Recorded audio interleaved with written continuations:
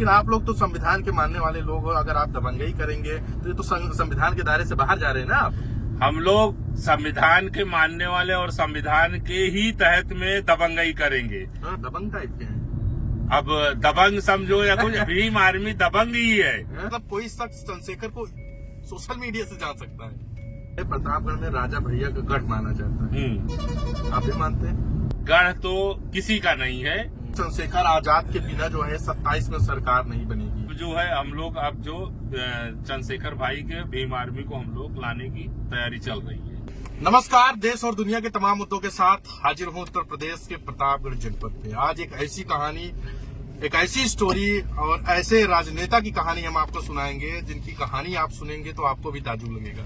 जनाब, अगर ये सोशल मीडिया ना होता तो मुझे लगता है चंद्रशेखर आजाद को भाई साहब जान ना पाते। मतलब गजब की कहानी है। मतलब आज के जो शख्स हमारे साथ टाइम्स ऑफ बेला के साथ जुड़ेंगे, इनकी जो संघर्ष की कहानी सुनेंगे, इनके राजनीति में आने तक की कहानी, चंद्रशेखर के पार्टी से इतनी प्रभावित होने की कहानी जो होगी, काबिले तारीफ होगी। मतलब कोई शख्स चंद्रशेखर को सोशल मीडिया से जान सकता है। मतलब जान करके आपको भी हैरानी होगी। मतलब अगर आज के जमाने में अगर सोशल मीडिया ना होता तो सोचो कितने जो नेता, उभरते हुए नेता हैं, वो बेचारे तो मतलब किसी पार्टी के विचारधारा कहें या फिर किसी राजनेता के जो विचारधारा है उसको समझ ही नहीं पाते। और जो हाल ही फिलहाल में जो तमाम घटनाएं हो रही हैं उसको जान ही नहीं पाते। भाई सोशल मीडिया की इतनी पावर। फिलहाल आज के खास मेहमान है हरी भाई। पहला इंटरव्यू है और मुझे लगता है पहला इंटरव्यू टाइम्स ऑफ बेला के ही साथ साझा कर रहे हैं। तो आइए इन्हीं से जानने की कोशिश करते हैं कि इनकी कहानी, संघर्ष भरी कहानी, इन्हीं की जुबानी जानने की कोशिश करेंगे। पत्रकार महोदय जी, हम बॉम्बे से हैं और यहाँ पे हमारा सुखपाल नगर के पास घर है जी। यहाँ पे रहते हैं और वहाँ पे काफी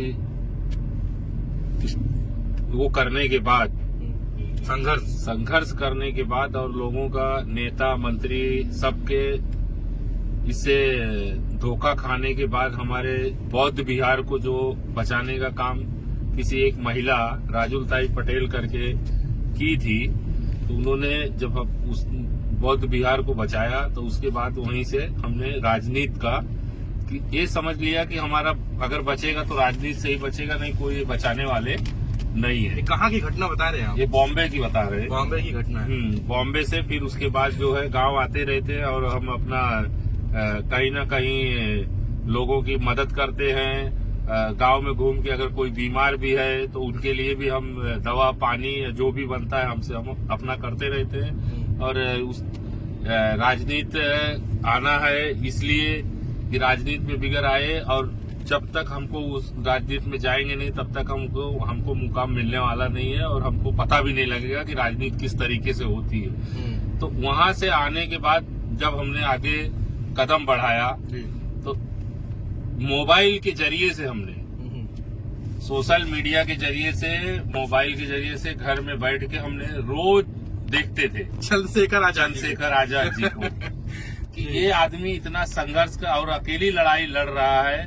उसके बाद लड़ते लड़ते लड़ते आज नगीना के भाई चंद्रशेखर जी सांसद भी बन गए जीत के। अच्छा, जब आप मोबाइल में देख रहे थे तो क्या चंद्रशेखर आजाद जी सांसद बन चुके थे? नहीं, तब नहीं बने थे। अच्छा, तब वो बीच में पता लगा कि जब चुनाव हुआ तो उसके बाद इनका डिक्लेयर हुआ कि नगीना से इन्होंने सांसद बन चुके हैं। और उनका संघर्ष इतना मजबूत और टिकाऊ था कि लोग उनके ऊपर गोली या गाड़ी तोड़ देना या जो उनसे बनता था कि उस आदमी को रोकने के लिए, इन्होंने दलित भाई को रोकने के लिए जो बनता था उन्होंने वो किया। उसके बाद जो है वो पीछे हटे नहीं, हर संघर्ष से लड़के आज संसद है। और संसद में एक ऐसा शख्स है जो कोई भी नेता या कोई विधायक या सांसद हमारे दलित भाइयों के लिए और मुसलमान माइनॉरिटी के लिए कोई भी काम नहीं कर रहा है, ना आवाज उठा रहे।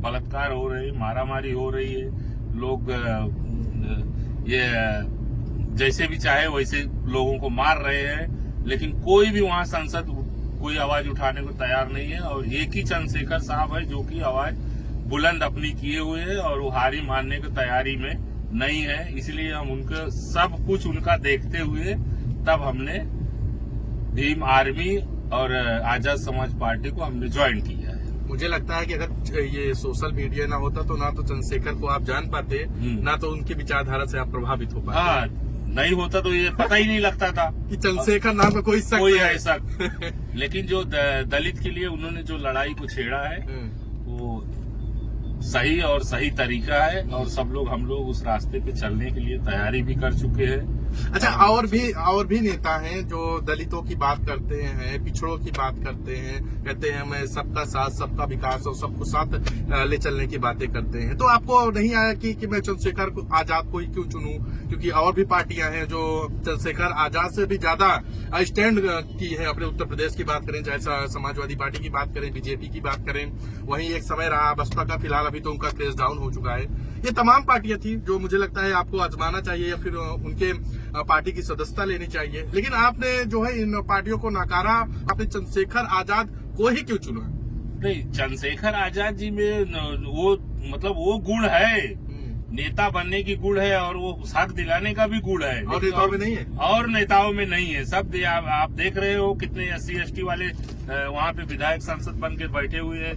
किसी बहन बेटी का इज्जत जा रही है, कोई मारा जा रहा है, हर एक चीज उत्पीड़न चल रहा है, लेकिन कोई वहाँ पे आवाज उठाने वाला कोई नहीं। एक ही सत्य है जो कि वहाँ पे दहाड़ता है, अखिलेश यादव जी हैं जो PDA की। नहीं, वो सब बोलने वाली बात है। कोई किसी के लिए आवाज उठाने को तैयार नहीं। अखिलेश यादव हो, मायावती हो या बीजेपी के कोई हो। बीजेपी तो इस देश को खत्म करने के चक्कर में लग गई है, RSS को हीरो बनाने के चक्कर में लग गई है, और कोई किसी के बहन बेटी का इज्जत बचाने के लिए वहाँ संसद में कोई बैठा नहीं। सब अपने अपनी जेबें भरने के लिए सारे बैठे। योगी जी जो बोलते हैं उनका बोलना भी ठीक है, क्योंकि मोदी जी भी तो यही बात बोले थे कि मैं देश का चौकीदार हूँ। अब हम लोगों को तो बाद में पता चला, हम दलितों को बाद में पता चला कि मोदी जी वाकई में बोलते हैं मैं चौकीदार हूँ, लेकिन मालिक तो दूसरा था। मालिक दूसरा था, अंबानी और अडानी थे। अच्छा, तो उनका बोलने का स्टैंड ऐसे ही है, और वो अपना बोलते रहते हैं जो भी मर्जी आता है, लेकिन किसी के हक की बात नहीं करते, न हक दिलाने की बात करते, हक छीनने की बात कर रहे हैं। तो उनका जो भी है ऐसे ही चलते रहेंगे। कितने सालों से आप अब समाज सेवा करते आ रहे हैं? हमें कम से कम 20 से 25 साल हो गया, और हम ऐसे छोटे मोटे समाज सेवक तो थे ही। धीरे धीरे हमने लोगों के साथ जोड़ के बड़ा तबका बनाया हुआ है अब, और अब हम लोग दूसरे तरीके से राजनीति के कर रहे हैं। और बाकी जो अब इरादा तो यही है कि अब हर घर के हर बच्चे को पढ़ाने की हम लोग जिम्मेदारी उठाने वाले हैं, जितने भीम आर्मी के कार्यकर्ता और हैं। मैं देखता हूं जो समाज सेवी होते हैं वो कुछ समय अंतराल के बाद किसी राजनीतिक पार्टी के फेवर में जो है काम करने लगते हैं। तो निष्पक्ष तरीके से अगर समाज सेवा करने पे क्या कोई तकलीफें आती हैं, दिक्कतें होती हैं? नहीं, अगर आप समाज सेवा करने के लिए अगर आप निकलेंगे गांव में या शहर में या कहीं भी, अगर जैसे वहाँ का विधायक है और संसद है या और कोई प्रधान है, तो आप पर जैसे चंद्रशेखर जी पे हमले हो रहे हैं उस तरीके से आप पर हमले होंगे, आपको रोकने के लिए। तो समाज सेवियों पे हाँ, उनका वही एजेंडा है कि हमसे कोई आगे जाए नहीं, और हमको कोई हमारे आगे जाकर कोई हमारी जो है ना बुराई नहीं कर पाए। अगर वो करेगा तो उसके ऊपर यही गोली, बंदूक, एक्सीडेंट, गाड़ी तोड़ना, यही उनका आपके ऊपर कभी घटना अंजाम दिया गया हो आपके ऊपर कभी? नहीं, अभी तो ऐसा हुआ नहीं है। लेकिन अब जो लग रहा है कि अब जो प्रतापगढ़ में भीम आर्मी और आजाद समाज पार्टी के साथ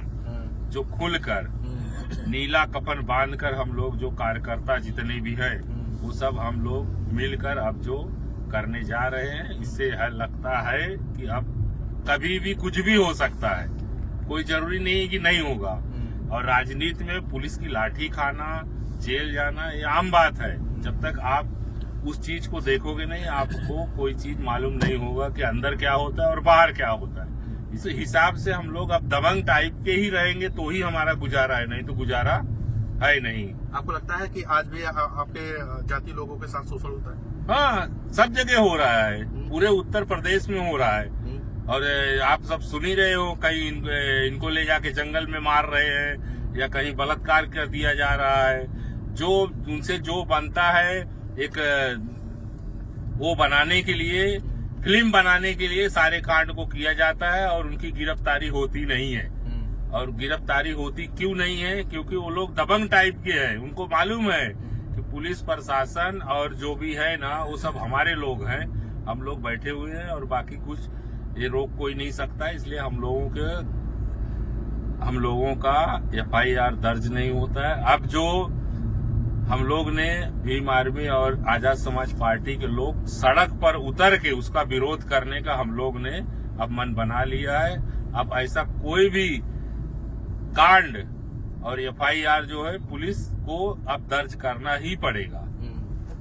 तो देख सकते हैं कि हरि भाई हैं जिन्होंने बताया कि भैया कि किस तरीके से ये आजाद समाज पार्टी और भीम आर्मी से प्रभावित हुए। उनका कहना है कि भाई दबंगई तो करना पड़ेगा, क्योंकि जिस तरीके से आताताई पे हमारे समाज के लोगों के साथ शोषण हो रहा है, उसके लिए तो दबंगई जरूरी है। लेकिन आप लोग तो संविधान के मानने वाले लोग हो, अगर आप दबंगई करेंगे तो ये तो संविधान के दायरे से बाहर जा रहे हैं ना आप। हम लोग संविधान के मानने वाले और संविधान के ही तहत में दबंगई करेंगे, क्योंकि ये सुनने वाले नहीं है। हम लोग भी उसी तरीके से करेंगे। संविधान हमको अधिकार ये नहीं देता है कि आप गुंडागर्दी करो या कोई किसी को मारो। संविधान के अंदर रह के लिखित में कलम की ताकत से हम गुंडाई करेंगे, और उसके अलावा हम लोग इनको मारने पीटने वाले नहीं हैं। और जहां जरूरत पड़ेगी वहां हम सब भीम आर्मी सड़क पे निकलकर और चक्का जाम करने का प्रयास करें। प्रतापगढ़ में मौजूदगी है, प्रतापगढ़ में राजा भैया का गढ़ माना जाता है। आप भी मानते हैं?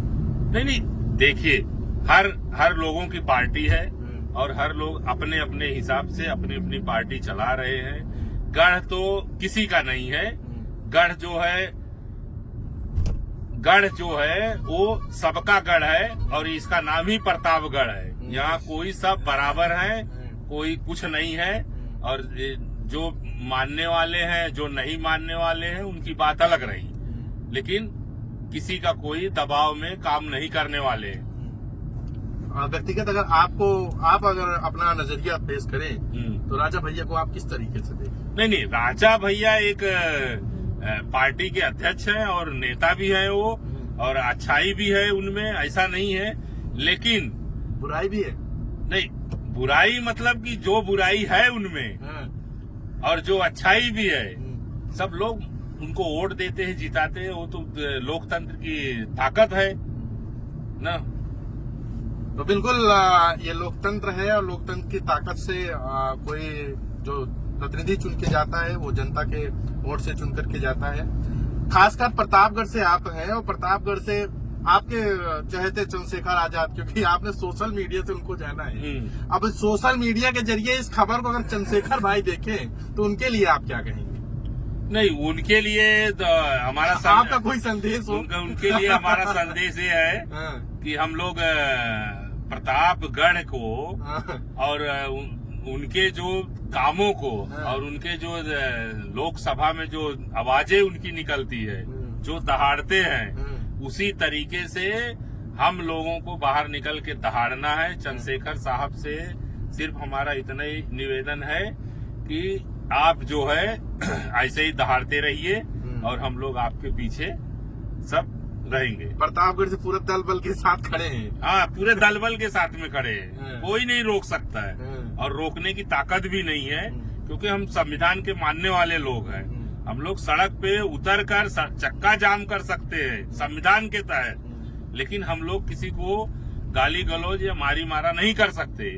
क्या लगता है कि चंद्रशेखर आजाद 2027 का जो चुनाव होगा उसमें कितना जो है अपना वोट बैंक कहें या फिर अपने आप को प्रतिस्थापित कर पाएंगे, कितना कारगर साबित होंगे 2027 के चुनाव में चंद्रशेखर आजाद? नहीं, ये चंद्रशेखर जी जो जिसको भी टिकट देंगे और वहाँ के लोगों को हम लोग खुद निकल के उनका प्रचार करेंगे।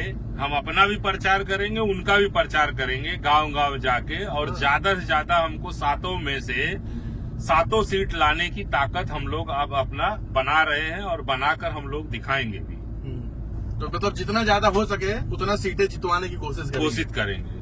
और इसी एजेंडे पे हम लोग जो है नीला कफन बांध कर निकले हैं कि 7 सीट हम लोग जिता के किसी तरीके से लाना है। तो नहीं, जैसे कि तमाम बातें चल रही हैं कि चंद्रशेखर आजाद के बिना जो है 27 में सरकार नहीं बनेगी। ऐसे आपके पदाधिकारियों तमाम जो है आपके कार्यकर्ताओं का कहना है, तो आपको क्या लगता है कि वाकई में ये बातें सत्य होंगी 2027 में? नहीं, हम तो यही कह रहे हैं कि चंद्रशेखर भाई से कि भाई आप गठबंधन मत करिए, हम लोग प्रतापगढ़ से इतनी मेहनत करेंगे, गांव-गांव से लोगों को निकालेंगे, अकेले जीत लेंगे कि अकेला सातों सीट जीत कर दिखाएंगे आप।